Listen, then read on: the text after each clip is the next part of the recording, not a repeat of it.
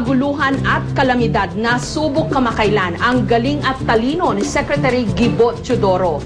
Kayanin din kaya niya ang all-out war sa kusina. Dapat kahit anak ng mahirap, may karapatan sa isang mabuting edukasyon. Ang kanya raw bentahe, galing at talino, si dating Defense Secretary Gilberto Gibo Teodoro. Balitang matinik sa eskwelahan, pero malupit din pala pagdating sa kusina. Ang kanyang lulutuin, chicken fricassee, isang French dish. Handa na raw niyang isuko sa amin ang secret recipe niyang ito. Secretary Gibo, kaya mo ba ang all-out war sa kusina? Kayang-kaya, Jessica. Nung bagong kasal kami ng misis ko, itong paborito niya niluluto ko. Siyempre, iniba ko ng konti yung mga sangkap para mag-suit sa local na. I hope she doesn't mind, but between you and her, sino mas magaling magluto? Natural, ang lalaki ang mas magaling magluto. Dahil... Sige nga po, paano ko iluluto to? So, una, painit tayo ng isang kawali, no? Okay. Sinan muna natin. Diyan natin ang paminta yung manok. Okay, yan. Ito na. Baka pumilamsik ito, Jessica. Ingat ka. Yan. Una yung paa muna. Paano kayo natuto magluto? Yung nanay ko kasi hindi marunong magluto.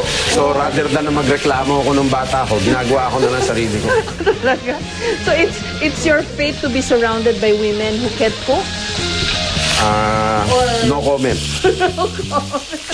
Ang importante dito, huwag ilalagay lahat ng manok by batches. Kung hindi magpriprito yan, babasa lang. Eh paano yan? Kumbaga yung presidential race, it's too crowded.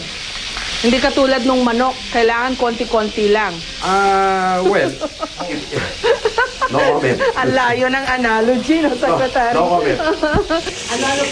Habang nagluluto si Gibo, nasa hindi kalayuan ang kanyang misis, ang dating modelo at ngayoy congresswoman, Nikki Prieto Teodoro. So you cook this para kanino, Secretary? Ate Nikki. Matalino kayo, magaling. Parang lahat nasa inyo. Bakit gusto nyo pang maging presidente? Sayang ang pagkakataon na pwede ko pang i-offer ang sarili ko sa ating bansa, no? At saka hindi ko lang naman sariling kagustuhan ito. Maraming naniniwala na at as a leader of a team, ano, yung Lakas Kampi CMD, we go as a team. So isa lang akong bahagi sa mga programa namin, ano, at plataforma namin. So habang nagluluto kayo, anong mga thoughts running in your head? Concentrated ako sa pagkain. Talaga? Concentrated ako kasi dito nga tayo nakalilimot na mga pangyayari sa labas So this is a form of relaxation din pala sa inyo. Sabi nila, if you can't stand the heat in the kitchen, you Stay can't out of stand the the fire. heat, get out of the kitchen. Oo. Parang Tama. politika. Parang politika. So far, nakakaya nyo ba yung init ng politika, Secretary? Oo, lalo na yung init ng pagtanggap ng mga tao sa atin. Talaga? Tapos lagyan natin ng bacon, lagyan natin ng bawang, lagyan natin ng sibuyas. Wow! Kumpleto, Ricardo. Dito ko napatunayan, walang duda, marunong talagang magluto si Gibo. Uy! Wow, like a pro. Talagang nakakapag-ano pa siya ng pan. Para lumasa siya sa lasang Pilipino na mas may konting oriental, nilalagyan ko ng konting oyster sauce at saka soy sauce para lumasa lang. Wala akong masabi. Talagang you really know your way about the kitchen. Is there anything that you cannot do? Hindi ako marunong sumayaw. Kumanta. Depende sa sitwasyon Parang kailangan nyo yata yun sa politika. Habang hinihintay maluto ang manok ni Gibo, kinamusta ko muna ang kanyang buhay politika. Are you enjoying itong napaka-hectic na pagtakbo for 2010? Ang sakripisyo lang talaga yung family time, quality time sa pamilya, bawas na bawas. Ngunit nakaka-enjoy din at learning experience kasi nakikita mo talaga ang kasulok-sulukan ng bansa natin. Iba't ibang kondisyon ng ating mga kababayan. The president is so unpopular. Mababa ang ratings niya all throughout her term. Tapos kayo yung kanyang anointed one. Is that a liability for Hindi, nakikita ng ating mga kababayan katulad ng mga improvement sa survey ratings ko. Nakikita na nila na hindi na yun ang issue ngayon eh. Kasi hindi na ang presidente ang magiging presidente sa 2010 eh. Pero hindi po ba, Secretary, yun parang into the proverbial frying pan? Kasi medyo masama. Hindi ba magaling ako magprito? Jessica, nakita mo na. So wala akong takot sa frying pan. Yeah, but Huwag lang ipanghabol sa akin itong frying pan. Hindi lang ang kanyang kitchen secrets ang ibinahagi niya. nung high school, elementary, up to college, hindi kayo masyadong seryosong estudyante, ganon? Hindi ho gaanong seryoso.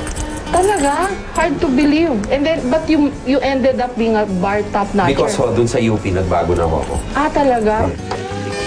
Nakita ho natin yan, residue ng sauce. Palalaputin ho natin, lalagyan natin ng cream yan. Cream. Ngayon, kung wala ho tayong cream, pwede nang evaporada. May kaalatan ng konti.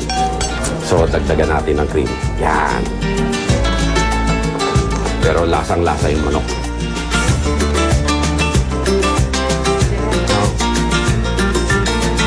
Ngayon, lalagay mo sa kanin yung sarsa.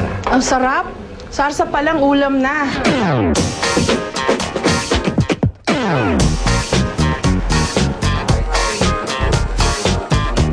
Maharap talaga yung sarsa niya. Yung sarsa ang pamatay. No wonder gustong-gusto ng misis niyo. Ang sarap. Ilagay nyo sa kanin. Why is it so good? Eh, wala naman siyang wine. It's the cream. A combination of everything. No? Yung cream, yung nilagyan natin ng konting daya, yung oyster sauce at saka soy sauce, pampalinan na. Oo nga, oo. Tapos, i-brown natin yung manok, yung katas ng manok, nanikit sa pan. Tapos yun, dinideglaze natin with stock. Tapos may bacon pa. Kaya triple daya na. Galing. Pasado. Boodle fight ito.